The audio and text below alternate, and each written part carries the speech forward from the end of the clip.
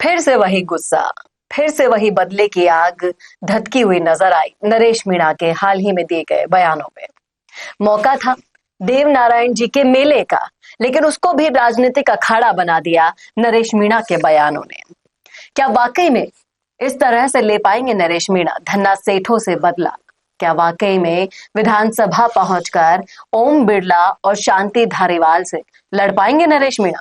करेंगे इस मुद्दे पर चर्चा इस वीडियो में, इसलिए बने रहेगा आखिर तक हमारे साथ। नमस्कार, मैं हूं चेतना शर्मा। आप देखना शुरू कर चुके हैं संवाद भारत का। भारत के लिए बातचीत करने के लिए मेरे साथ मौजूद है हमारे एडिटर इन चीफ वरुण भतसाली जी।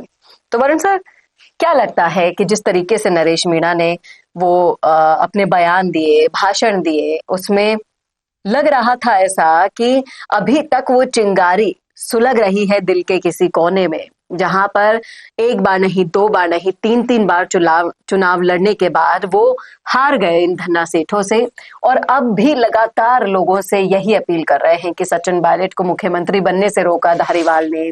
ओम बिरला, धारीवाल और इन चारों धन्ना सेठों के खिलाफ वो जिस तरीके से जहर उगल रहे थे, मौका भी नहीं देखा, और मेले के अंदर अपनी इस राजनीतिक आग के पीछे वही नरेश मीणा धधकता हुआ दिखाई दिया जो उपचुनाव से पहले का था।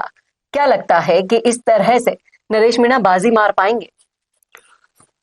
देखिए, शिव के तांडव की भी इंपॉर्टेंस तभी है जब वो तांडव एक बार होता है, कभी कभी होता है।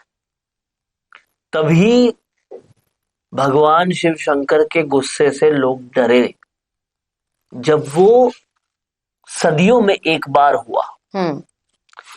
जबकि याद उन्हें इसलिए रखा गया कि वो जहर का घूंट भी पी गए, कंठ को पूरा उन्होंने नीला कर दिया।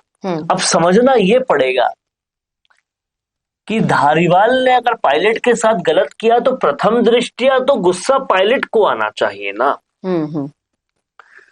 कोरोना नाकारा निकम्मा जिसको कहा, प्रथम दृष्टिया तो गुस्सा उसको आना चाहिए ना।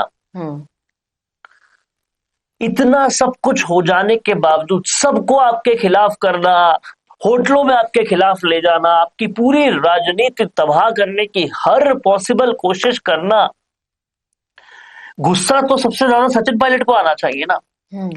लेकिन वो सारे गुस्से को जहर की तरह पीकर बैठ गए और उन्होंने ये समझा कि कद बड़ा होगा धैर्य रखने से और पद बचा रहेगा लोगों के लिए काम करने से। ये दोनों ही चीजें उन्होंने की क्योंकि उनको पता है कि जब तक पद नहीं बचा रहेगा, पावर नहीं रहेगी, कोई हमारी सुनेगा भी नहीं। पद भी बचाया, कद भी बचाया और चलते रहे निरंतर। अगर नरेश मीणा सचिन पायलट को इतना कुछ मानते हैं तो ये बात उनसे सीखते क्यों नहीं?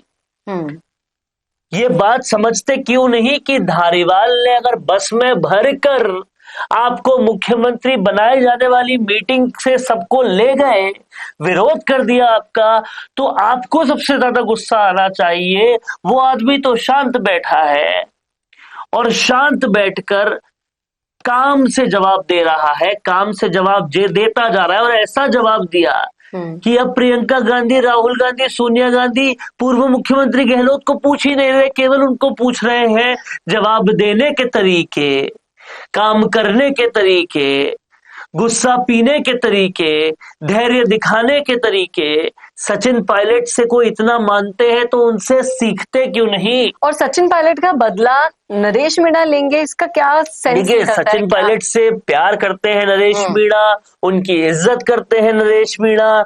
ये समझते हैं कि उनको फिर से अगर कोई एंट्री करवाएगा कांग्रेस में तो वो करवाएंगे। वो सारी बातें ठीक है, लेकिन उनसे जो सीखने की बात है वो आप नहीं सीख रहे, ये बात गलत है। धैर्य उनसे सीखिए और आलोचना करते हुए भी काम कैसे कराए जा सकते हैं ये बेनीवाल से सीखिए। क्योंकि जब आप विधानसभा में आएंगे तभी तो आप बहुत कुछ कर पाएंगे, लेकिन आएंगे कैसे जब तक ये दोनों चीजें नहीं अपने अंदर लाएंगे। जी। अगर इस बात से नरेश मीणा को प्रॉब्लम होती है कि मुकेश भाकर, इंद्राज गुर्जर मुझसे जूनियर थे, आज वो 2-3 बार के विधायक हो गए, मैं कुछ भी नहीं हुआ, तो उस प्रॉब्लम की वजह भी तो समझिए। वजह समझने के बावजूद भी इस तरह का बिहेव करना, आप देखिए ना कि आप चीफ गेस्ट के तौर पर बुलाए गए थे देवनारायण मेले में, वहां माहौल राजनीतिक करने का क्या सेंस निकला, क्या मतलब निकला? वहां पर अगर आप समाजों की एकता के बारे में कुछ संदेश देते, आने वाले समय के लिए कोई मोटिव लोगों के सामने पेश करते, बार बार वही गुस्सा, बार बार वही बदले की आग मुंह से उगलना, क्या लगता है? और एक हेलीकॉप्टर से जो एंट्री करी आपने, वो भी राजनीतिक चर्चा का विषय आप बनने की कोशिश तो करें, लेकिन क्या लगता है कि ये सब चीजें करके वो 2028 में जीत पाएंगे क्या?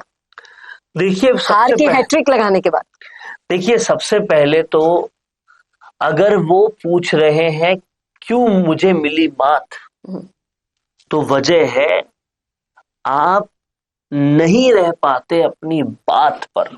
आप इस बात को समझिएगा, जब तक बात पे नहीं रहोगे तब तक मात ही मात मिलेगी। आपने खुद ने माना अंतर चुनाव के बाद में कि गुस्सा एक बहुत बड़ी वजह रही वो चुनाव नहीं जीत पाने में, और इसीलिए आपने सारे समर्थकों के बीच में भरे लाइव में कैमरा पर ये कहा कि अब हम गुस्से को कंट्रोल करेंगे। लेकिन कुछ दिन बीते नहीं, आपने फिर गुस्से का एग्जाम्पल दे दिया। आपने भरी जनता में इस चीज को कहा कि अब मैं 3 कंस्टिट्यूएंसीज पर ही काम करूंगा, उसी पे कंसंट्रेशन दूंगा। वो ये गलती मान ली कि मैं टिक नहीं रहा किसी भी जगह पर, उसके कुछ ही दिन बाद आप हिंडोली पहुंच जाते हो, हिंडोली का अनाउंसमेंट कर देते हो। तो आप अपनी खुद की बातों पे नहीं टिक रहे, ये सबसे बड़ी दिक्कत वाली बात है। नरेश मीणा उम्मीद आस है कई सारे गरीबों की, लेकिन उस उम्मीद आस को बने रहने के लिए एक राजनीति में जगह चाहिए, पद चाहिए। वो जगह और पद मिलेंगे कैसे? पहली बात। दूसरी बात, आपसे रिश्ते जोड़ेंगे क्यों लोग? हनुमान बेनीवाल और आम आदमी पार्टी आज आपके साथ है, लेकिन ये क्रोध ऐसा ही रहा तो कब तक साथ रहेंगे? इन बातों को समझना पड़ेगा। राजनीति में आगे बढ़ना है तो आप जिस प्रशांत किशोर से मिलकर आए थे उनसे भी कुछ सजेशंस ले लीजिए कि इस तरीके से नहीं होगा, इस तरीके से नहीं होगा, इस परिपाटी से नहीं होगा जिस पर बार बार आप वापस लौट आते हैं, और गुस्से को शांत कर शांत दिमाग से सोचकर कैसे 2028 की तस्वीर बदलने में अहम भूमिका आप निभा सकते हैं, उसके साइड अगर ज्यादा कंसंट्रेट करेंगे तो ज्यादा बेटर होगा।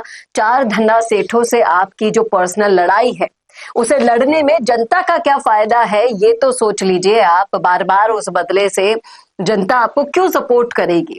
जनता को भी फायदा दीजिए, जनता को समझाइए ये चीज कि आप कुछ कर सकते हैं उनके लिए, अपने बदले की आपूर्ति के लिए जनता को यूज मत कीजिए, नहीं तो बार बार ऐसे ही हार की तस्वीरें सामने आती रहेंगी।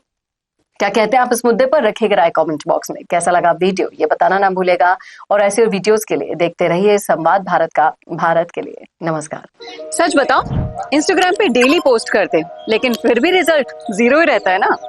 तो प्रॉब्लम कंटेंट का नहीं है, होक्स का है, और मिशी मीडिया सोल्यूशन लाया है आपकी इसी प्रॉब्लम का सोल्यूशन।